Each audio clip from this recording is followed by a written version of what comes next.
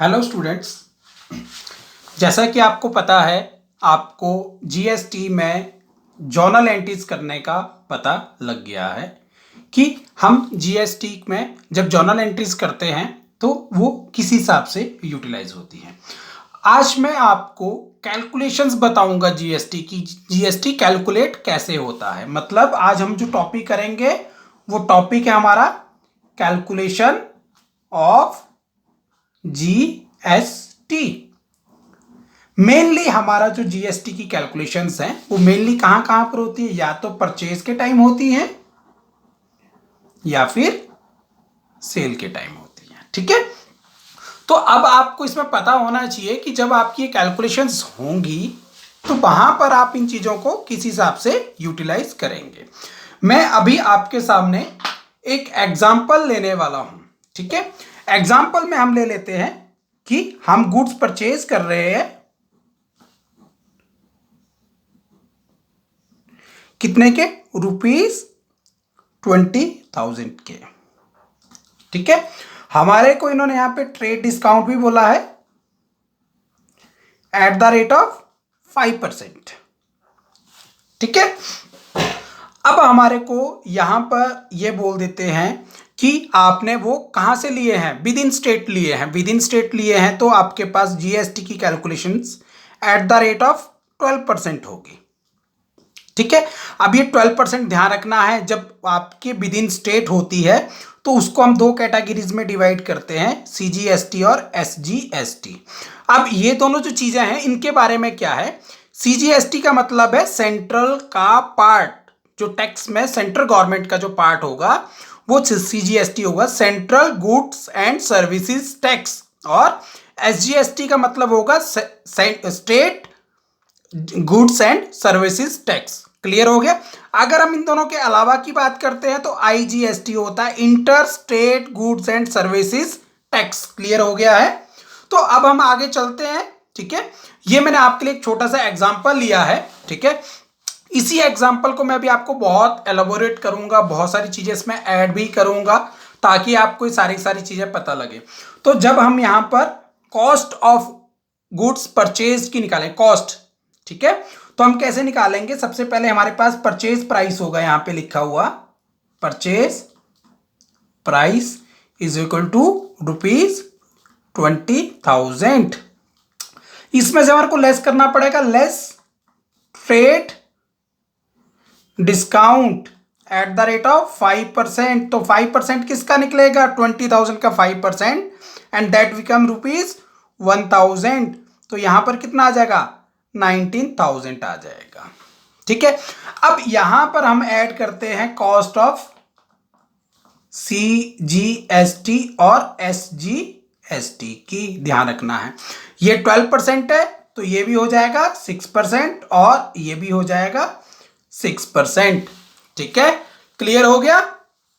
तो अब हमारे को इसका जो है वो 6% निकालना है। ठीक है, तो इसका 6% कितना आ जाएगा, हमारे पास कितना आ जाएगा, 19,000 इंटू 6/100 कर लेंगे हम यहां पर।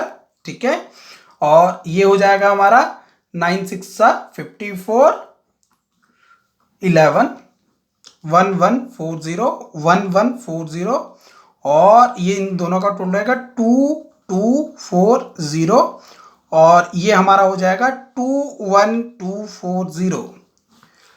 ये क्या हो जाएगी, हमारी cost of purchase.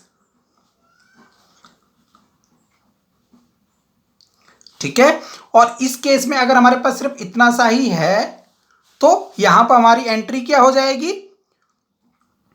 Purchase account debit, CGST account debit, SGST account debit to creditor account. अब मैंने यहां पे डायरेक्ट लिखा है, इनपुट आउटपुट आपको खुद भी पता हो जाएगा।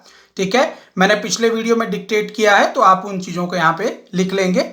यहां पर हमारा 19,000 आएगा, यहां पर 1140 आएगा, यहां पर 1140 आएगा और यहां पर 21240 आएगा। क्लियर हो गया है आपको। ठीक है, अगर हमारे पास जो है वो सिंपल सा इन्होंने ये दिया होता है। बट यहां पर इन्होंने हमारे को एक चीज और ऐड कर दी, cash discount at the rate of 10%। थोड़ा सा इजीली कर लेते हैं हम इसको, ताकि हमारे को कैलकुलेशन में ज़्यादा दिक्कत ना हो। कि हमने क्या किया है, कैश डिस्काउंट भी मिलेगा अगर हम पेमेंट क्या है, कैश में कर देते हैं। ठीक है, क्लियर हो गया।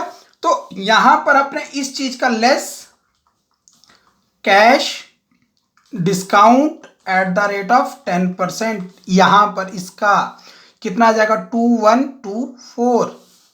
ठीक है, ये आपका क्या है, कैश डिस्काउंट होगा। यहां पर ये आ जाएगा आपके पास। ठीक है, अब जब आपकी ये एंट्री होगी तो इस केस में आपकी एंट्री क्या होगी, जब डिस्काउंट आ जाएगा, purchase account debit CGST account debit SGST account debit to cash account. क्योंकि आपने यहां पे क्या किया है, यहां पर आपने सारे का सारा जो है वो क्या दिया होगा, कैश में पे किया होगा, ध्यान रखना है। ठीक है, तो परचेज कितने की हुई आपकी, 19,000 की। ठीक है, 1140 का आपका एक हो गया, 1140 का आपका ये दूसरा हो गया, 1916 आपने जो पेमेंट की। तो यहां पर क्या आ जाएगा, टू कैश डिस्काउंट 2124। ठीक है, क्लियर हो गया आपको, यहां पर ये किस हिसाब से आएगा। ठीक है, अब अगर यहां पर इन्होंने बोला होता कि कैश डिस्काउंट मिलेगा 10%, लेकिन वो क्या करता है, ओनली 50% पेमेंट मेड। अब उसने क्या किया, उसने सिर्फ 50% अमाउंट ही पे किया है। तो उस केस में हमारे को ये जो हमारे पास यहाँ पे, मैं थोड़ा सा इसको आगे लेके जाऊंगा। ठीक है, तो आपने ध्यान रखना है, वो सारा क्वेश्चन सेम है हमारा।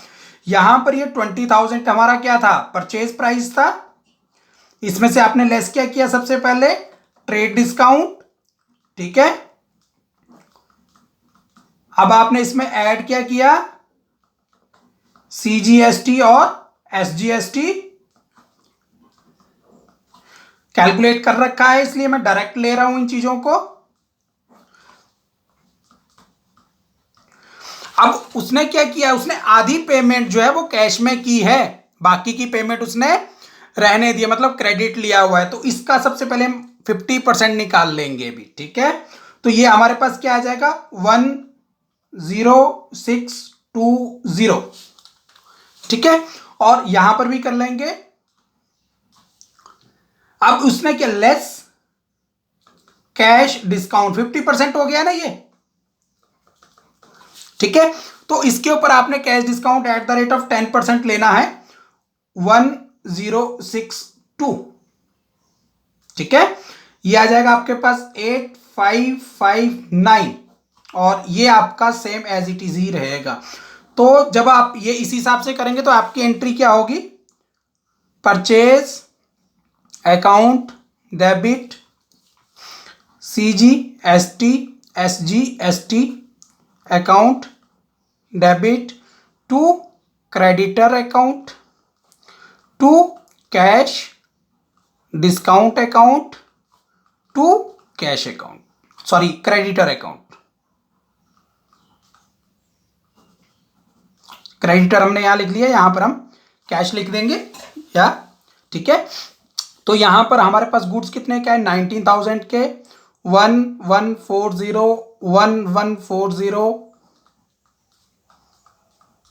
क्रेडिटर्स हमारे 10260। ठीक है, यहां पर हमारे पास आ जाएगा डिस्काउंट 1062, और यहां पर आ जाएगा 9558। ठीक है, तो आपने क्या करना है, आपने इस हिसाब से इनकी प्रैक्टिस करनी है। ठीक है, calculation of GST on purchase and sales. Thank you.